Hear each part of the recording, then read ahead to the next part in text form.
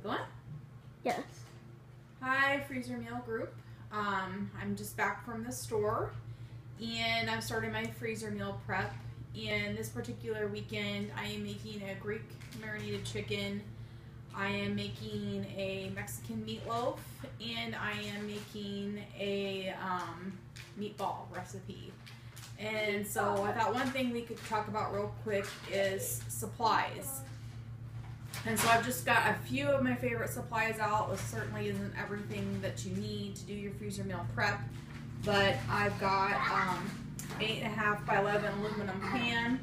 This is good for enchiladas or pasta bakes, and then I usually top it with heavy duty aluminum foil when I use those. I've got my pop out colander. That's what I usually use when I make my pasta, my whole wheat pasta, if I put that in anything. I've got my Glad press and seal wrap. If I were doing pork chops or something like that, this is good to wrap pork chops in individually if I was going to make like a breaded pork chop. I've got my double zip freezer bags, so those are a must have. And then I've got a good set of measuring cups. These happen to be the Tupperware ones because it has a 3/4 cup and it has a 2/3 cup. So rather than having to reuse the 1/4 and 1/3 cup multiple times, you only have to use that once. So that's why I like those. I've got my magic markers out. You can use either a fine tip or a thicker tip, whichever works for you, for labeling my freezer meal bags with the date and what I made and the cooking instructions. I always have an extra set of measuring cups because you always need more than one. Then of course I always have out all my ingredients. Back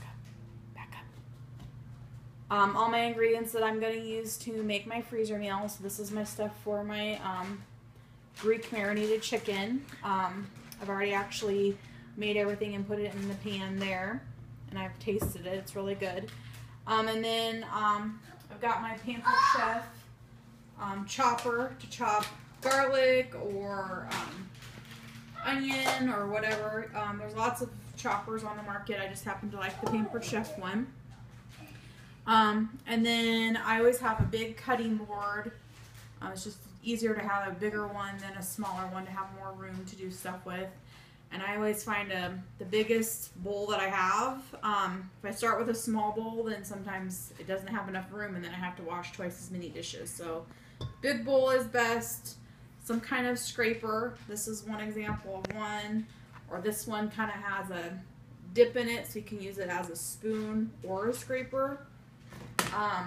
If I'm going to make hamburger, I usually use my Pampered Chef Mix and Chop to break up hamburger. You can also use this in a crock pot if you have hamburger in it to break meat up. And then if I was going to cook something hot on the stove and then spoon it out into my freezer meal bags, this happens to be a Rachel Ray spoon. It can heat up, I think, to 475 degrees without melting. What's nice about it is it has a little slot. You can stick it on the side of the pan if you're cooking stuff on the stove. So that's just a little bit about supplies. I hope you have a great day.